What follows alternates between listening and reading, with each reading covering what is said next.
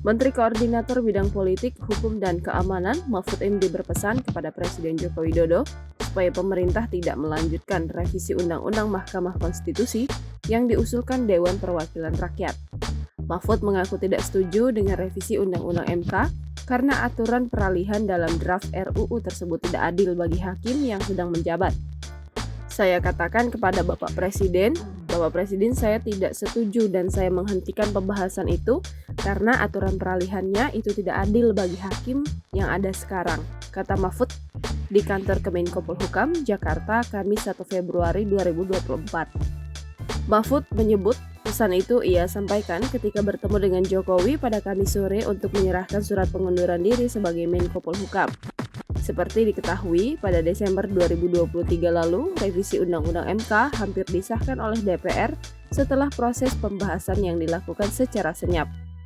Melansir Harian Kompas, pembahasan revisi itu dilakukan di Hotel Ritz-Carlton, Jakarta pada Selasa hingga Rabu 28 hingga 29 November 2023, alih-alih dilakukan di ruang kerja Komisi 3.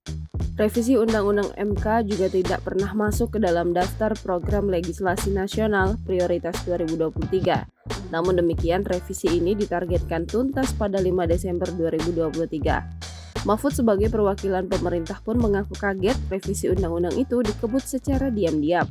Pemerintah juga tidak sependapat dengan ketentuan peralihan yang terkandung dalam draft revisi Undang-Undang MK sehingga tidak setuju untuk membawa revisi Undang-Undang MK ke sidang paripurna untuk disahkan. Mahfud menjelaskan revisi Undang-Undang MK dapat merugikan hakim konstitusi yang sedang menjabat karena salah satu substansi yang hendak diubah adalah masa jabatan hakim konstitusi dari maksimal 15 tahun atau hingga berumur 70 tahun dikembalikan menjadi 5 tahun. Untuk hakim yang sedang menjabat dikembalikan lembaga pengusul untuk menentukan nasibnya melalui permintaan konfirmasi. Selain masa jabatan, usia minimal hakim konstitusi juga dikhawatirkan hendak diubah dari 55 tahun menjadi 60 tahun. Sejauh ini, Undang-Undang MK sudah 3 kali direvisi, dan semua revisi itu selalu mengutak-atik usia dan periode jabatan hakim. Mahfud pun mewanti-wanti agar proses revisi Belit ini tidak sampai merugikan berbagai pihak.